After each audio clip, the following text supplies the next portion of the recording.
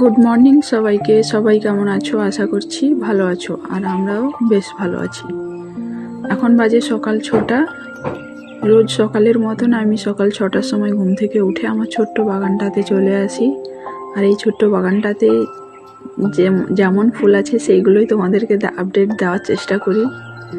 তো আর নতুন কিছু ফুল এই মুহূর্তে হয়নি, সেই কারণে এগুলোই বারবার দিচ্ছি। তো ছোট্ট বাগানটা থেকে আজকের ব্লগটা শুরু করলাম। আজকের বৃহস্পতিবার আর 18ই সেপ্টেম্বর। ব্লগটা শুরু থেকে শেষ পর্যন্ত দেখার অনুরোধ থাকলো সবাইকে। আর ফার্স্ট টাইম চ্যানেলটা কেউ দেখলে সাবস্ক্রাইব করে পাশে থাকার অনুরোধ থাকলো সবাইকে। আর এখানে দেখো আমার বোগেনভিলিয়াতে কতগুলো ফুল হয়েছে। যাই হোক, সকালের বাসি সমস্ত কাজকর্ম সেরে আমি ঠাকুর পুজো দিয়ে দিয়েছি। আর এটা আমাদের নিজেদেরই বাগানের ফুল। আর ঠাকুরকে পুজো দেওয়ার পরে দেখবে সারাদিনে মনটা বেশ ভালো থাকে। সেই কারণে আমি পুজো দিয়ে তারপরে যাব আর বাকি কাজকর্মতে। এই দেখো আমার ঠাকুরের লোক। এটা হলো কোজাগরী লক্ষ্মী ঠাকুর।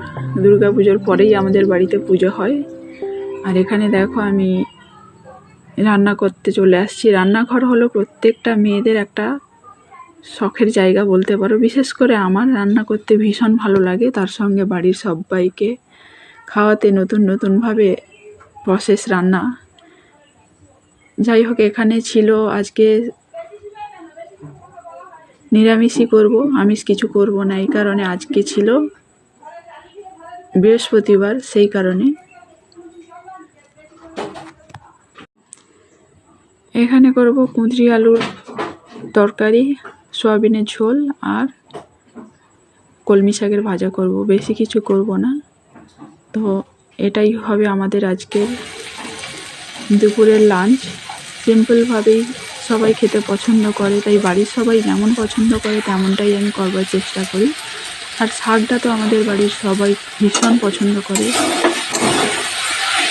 এখানে কলমি শাকটা করে নিচ্ছি।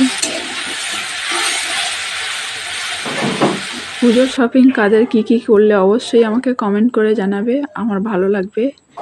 আর এখানে দেখো তোমাদের সঙ্গে গল্প করতে করতে শাকটাও ভাজা হয়ে গেছে, আর আমি এখানে সয়াবিনটাও রান্না করে নিচ্ছি। আর পুজোতে যাদের এখনও কেনাকাটা বাকি আছে তাদেরকে বলবো তাড়াতাড়ি কেনাকাটা করে নাও, কারণ আর বেশি দিন নেই বলতে পারো। সেই কারণে এরপরে তো ভিড়েতে আর ঢোকাই যাবে না।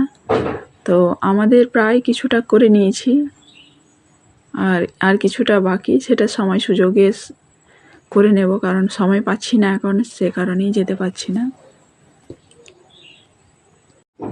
তারপর তো আমার মেয়েটা একটু অসুস্থ হয়েছিল, সে কারণেই আরও বেরোনো অসম্ভব হয়ে গিয়েছিল। মানে জ্বর হয়েছিল, তারপরে আরও অন্যান্য সমস্যা ছিল, যে কারণেই যেতে পারিনি। কিন্তু এবার শরীরটা ওর আস্তে আস্তে করে ঠিক হবে, কিন্তু এখনও খুবই দুর্বল হয়ে আছে।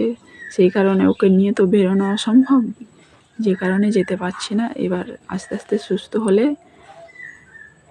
বেরোবো। আর এখানে দেখো মশলাটা আমার প্রায় কষানো হয়ে গেছে বলতে পারো। এবার মশলাটাকে কষিয়ে নিয়েছি। আর ওখানে আজকে কিন্তু সয়াবিনটা করব শুধু আলু দিয়ে না, ওর সঙ্গে একটু ওল ছিল, সেটাও দিয়ে দিয়েছি। ফার্স্ট টাইম ট্রাই করছি কেমন লাগে ওল, আলু আর সয়াবিন দিয়ে। তো রান্নাটা বেশ ভালোই হয়েছিল, নতুনভাবে, এইভাবে কোনো দিন করিনি। খেতে খুব ভালো হয়েছিল। আর বিশেষ করে আমার মেয়ের কাছে তো সয়াবিনের তরকারি ভীষণ প্রিয়, আর ও ওটা দিয়েই খেতে খুব পছন্দ করে। আর আমাদের কিন্তু কোনো রকম গুঁড়ো মশলা ইউজ করা হয় না, কাঁচা লঙ্কা দিয়েই রান্না করা হয়। সবাইকে আরেকটা কথা জানিয়ে রাখি, আমাদের বাড়িতে কিন্তু আরও 2জন নতুন সদস্য আসছে।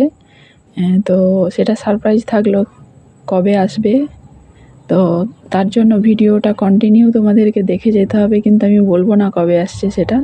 তো ভিডিওগুলো দেখতে থাকলে অবশ্যই তোমরা দেখতে পাবে।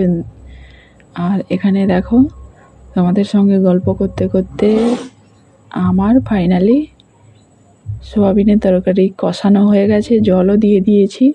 আর এখানে মেয়েটাকে একটু ডাক্তারের কাছে চেক আপ করতে নিয়ে আসছিলাম, তো শরীরটা পুরোপুরি সুস্থ নয়। যাই হোক, ভিডিওটা এই পর্যন্ত, ফিরবো নতুন এক ভিডিও নিয়ে।